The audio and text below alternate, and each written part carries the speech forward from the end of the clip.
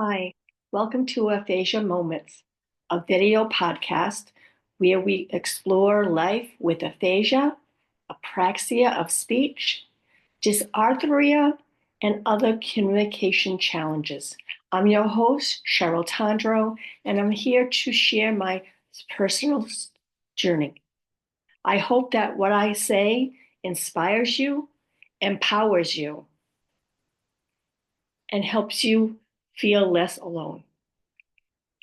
Because I have these communication disorders, my speech can be hard to understand sometimes.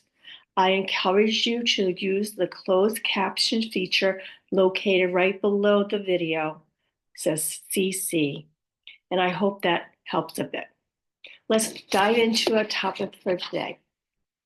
Today is day 12 of my 33 days of reading a book, and this book, every day we read a short passage which has a lesson, and it also describes a virtue or characteristic that helps us in our lives.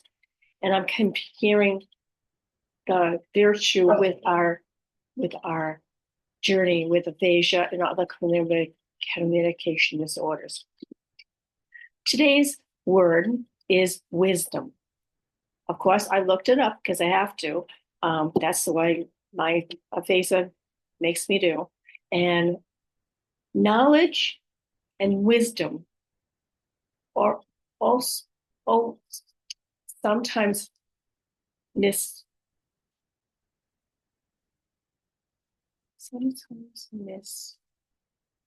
misstated. Yeah.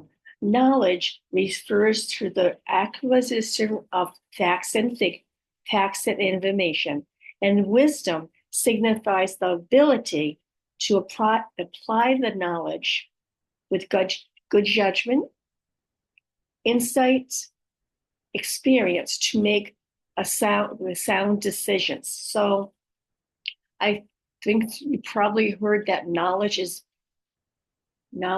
power. And I truly believe that as we're going through our journey. So comparing knowledge and wisdom in a few different examples. So when talking about knowledge, when we talk about strokes, learning more about having the stroke and the risk factors is gap knowledge. So after you have a trauma, it's really helpful, I think, to go back and try to research and find out as much as you can about that particular thing that happened to you. Wisdom is utilizing the information. So when we get information on the risk factors or other things that may have caused our stroke, if we're really worried about having another stroke, we take precautions, we make changes in our lives for the risk factors, and that would be wisdom. That would be wise, in my opinion. So as far as the disorders we have, like apraxia, speech, aphasia, dysarthria, many times, many of us don't even hear the word aphasia or apraxia for a long time. And I don't know why it's not discussed right away. For me, I didn't hear about aphasia for a while, and it was never talked to me verbally. I think when I first saw the term aphasia, it was in the doctor's notes from the summary when I went to the vascular neurologist.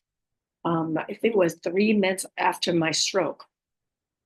And I really didn't read the summary for a long time. So I don't really know when I heard the word aphasia, probably when I was with my second speech therapist and she talked about that. And eventually she talked about apraxia, but not as much. And um, I didn't feel like there's a lot of information given to me.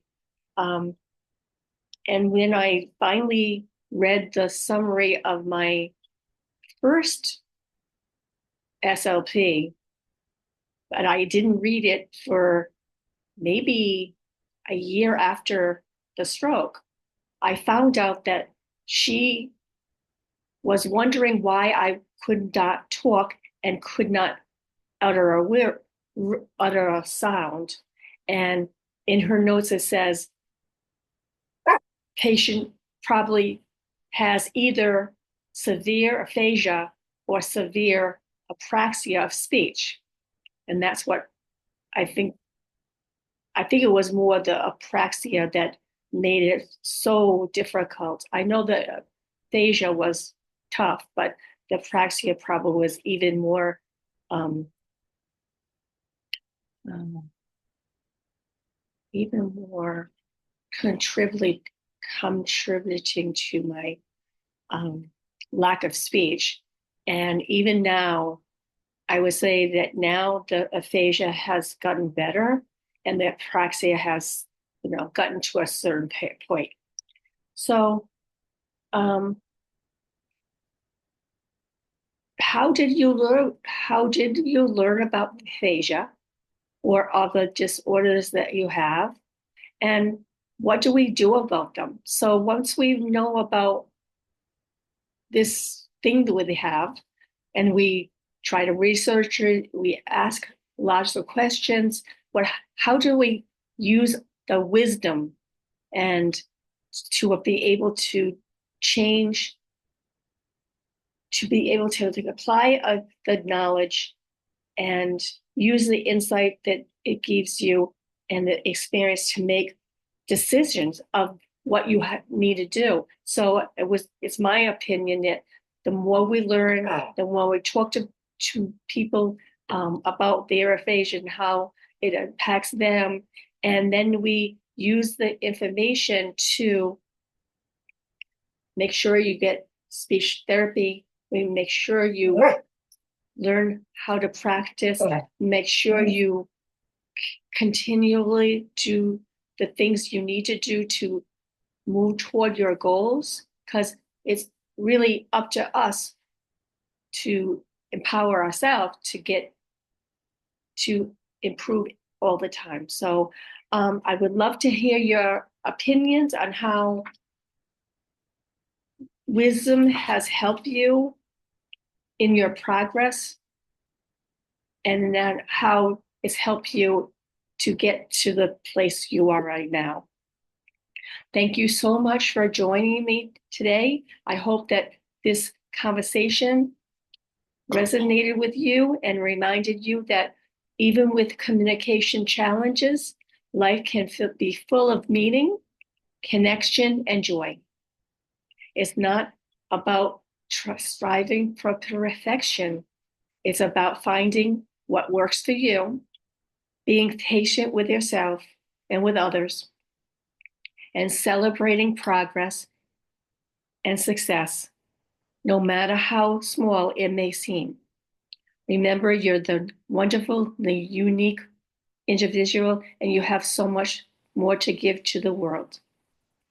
If you find this episode helpful, please consider liking, sharing, or definitely commenting. I would love to hear your thoughts or your experiences.